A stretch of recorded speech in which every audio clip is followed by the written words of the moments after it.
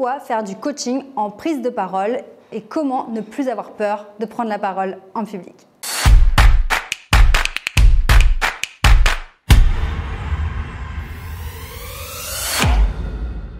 J'aimerais commencer par vous expliquer comment je suis venue en fait à faire des conférences et à prendre la parole en public, parce qu'au départ, c'était vraiment quelque chose que je ne savais pas faire.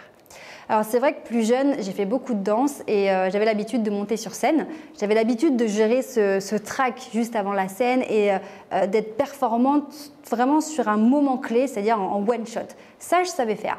Par contre, je n'avais jamais parlé. C'est-à-dire, je n'avais jamais utilisé ma voix sur scène. J'avais pu danser devant 2000 personnes, mais je ne m'étais jamais exprimée en fait, en tout cas pas verbalement. Et lorsque j'ai démarré mon activité de conseil en images, je me suis dit que prendre la parole, faire des interventions, ce serait un bon moyen d'augmenter ma visibilité. Sauf que j'avais jamais fait ça de ma vie. Et c'est mon côté un petit peu, voilà, où j'aime bien mettre des challenges et puis j'y vais. Il y a une phrase comme ça que j'aime bien me dire, c'est agissez sans réfléchir, mais soyez sûr de ce que vous faites. C'est-à-dire que moi, j'étais sûre de ce que je faisais, j'étais sûre que de prendre la parole, ça allait m'amener de la visibilité. Par contre, je ne l'avais jamais fait. Et donc là, je partais vraiment en mode kamikaze, sans réfléchir, parce que waouh, c'était juste effrayant. Alors, qu'est-ce qui s'est passé? C'est que je me suis lancée dans l'exercice et puis petit à petit, au fil du temps, à force de faire des présentations, j'ai pu voir quels étaient les éléments très importants à maîtriser, qu'est-ce qui faisait qu'une présentation se passait bien, qu'est-ce qui faisait que moi, je me sentais bien. Et j'ai pu construire comme ça mon expérience et m'améliorer. Et maintenant, je me dis, mais si je n'avais pas dû apprendre à prendre la parole pour mon entreprise, mais j'aurais dû le faire en fait. J'aurais dû le faire bien avant. Et peu importe votre métier, peu importe votre activité, c'est juste énorme. Savoir prendre la parole en public, ça vous apporte énormément dans votre quotidien, même ne serait-ce que dans votre vie personnelle. Évidemment, dans le domaine professionnel, ça va être énorme. Ça va vous aider pour tout ce qui est déjà entretien d'embauche, réunion, lorsque vous êtes face à des prospects, à des clients, peu importe votre activité, savoir vous exprimer avec aisance et fluidité, être facilement compréhensible et tout ce genre de choses qui vont vous aider, c'est énorme. Mais dans votre vie personnelle, c'est dingue. Vous n'avez plus peur en fait. C'est ça, je crois que c'est vraiment l'élément clé de savoir prendre la parole en public, c'est que ça supprime la peur. Ça supprime les doutes, ça supprime la peur de demander, la peur de demander de l'aide, de demander un renseignement. Et en fait, tout ce qui pouvait vous paraître difficile avant, ça devient normal.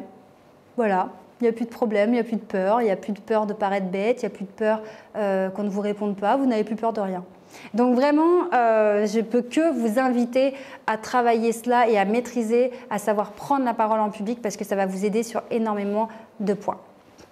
Maintenant, si vous vous lancez là-dedans, que vous soyez accompagné, que ce soit par un professionnel ou pas, que ce soit moi ou quelqu'un d'autre, ou si vous avez envie d'évoluer par vous-même en regardant du contenu gratuit, ce genre de choses, ce que je vous dirais de faire en premier, c'est d'essayer de comprendre vraiment ce qui vous pose problème, ce qui est le plus difficile pour vous. Est-ce que c'est au niveau de votre posture ? Est-ce que c'est la façon de vous placer lorsque vous prenez la parole? Est-ce que c'est plutôt dans l'élocution? Est-ce que vous avez du mal à articuler?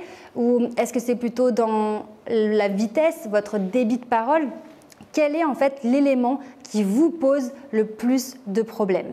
Et quand vous allez commencer à travailler là-dessus, il y a plein de déclics qui vont arriver. Vous allez prendre conscience de votre positionnement d'orateur, de présentateur. Et petit à petit, chaque élément va venir s'améliorer. Et vous verrez qu'à chaque fois que vous allez prendre la parole, c'est toujours un paramètre qui va s'améliorer. Puis tiens, ça c'était mieux que la dernière fois. Bon là, franchement, sur ce truc-là, j'ai pas progressé, c'était encore difficile, mais ça déjà c'était mieux. Et petit à petit, avec l'expérience, chaque paramètre va se peaufiner, va s'améliorer et au bout d'un moment, tous les paramètres sont parfaits et vous êtes hyper à l'aise et captivant, charismatique et c'est pas qu'il n'y a plus rien à travailler, mais disons que vous passez un cap et là c'est un véritable bien-être et un véritable bonheur de prendre la parole. La dernière des choses, c'est que vous allez travailler des techniques, des choses vraiment techniques pures, mais allez chercher ce qu'il y a derrière. Ça va vraiment vous débloquer. C'est-à-dire, quels sont vos freins, quelles sont vos peurs? Pourquoi vous avez peur de parler fort? Pourquoi vous ne vous autorisez pas, par exemple, à prendre le temps de prendre une grande inspiration avant de commencer à parler? Pourquoi, en travaillant là-dessus, ça va vous débloquer plein de choses? Ça peut être, par exemple, pourquoi je parle aussi vite? Pourquoi je parle vite? Parce que j'ai peur d'ennuyer mes interlocuteurs, parce que j'ai peur de leur prendre trop de temps, parce que j'ai peu d'estime de moi-même, du coup je me dis que je ne mérite pas qu'on m'accorde autant de temps, je ne mérite pas qu'on m'écoute. Vous voyez, c'est plein de petits trucs un peu vicieux, sous-jacents, parfois dont on n'en a pas du tout conscience, mais ces doutes, ces peurs, ces croyances limitantes, ces fausses croyances, parfois vous empêchent d'appliquer des techniques très simples, mais vous n'y arrivez pas. Et au lieu de vous dire j'y arrive pas, je suis nulle en prise de parole, j'arrive pas à avoir une gestuelle, j'arrive pas à avoir une voix qui porte, j'y arrive pas, je suis nulle. Non, dites-vous qu'est-ce qui se passe? Il y a forcément un truc qui se passe derrière. Il y a forcément des pensées parasites, des trucs négatifs qui viennent vous grignoter et vous empêcher de progresser. Si c'est le cas, c'est pas grave.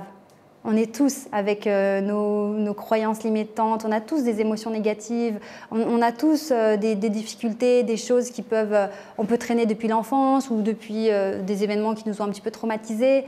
C'est pas grave, on est tous pareils. N'ayez pas peur en fait d'être honnête avec vous-même et de vous confronter à vos doutes et à vos peurs vraiment en toute bienveillance. Mais qu'est-ce qui me fait peur? Mais de quoi j'ai peur? Pourquoi je me mets dans un état pareil? Qu'est-ce que j'ai en fait? Parlez-vous à vous-même, je vous assure que ça peut vraiment vous débloquer et faire que vous êtes libéré de tous vos doutes et vos peurs et basculer vraiment dans cet état de bien-être lorsque vous prenez la parole. J'espère vraiment que ces conseils pourront vous aider à vous améliorer, à vous sentir mieux. Je vous invite vraiment à vous abonner à la chaîne. Vous savez que ça me tient énormément à cœur de vous aider. Donc, si vous avez besoin d'aide, je suis toujours disponible, que ce soit sur cette chaîne, sur les réseaux sociaux.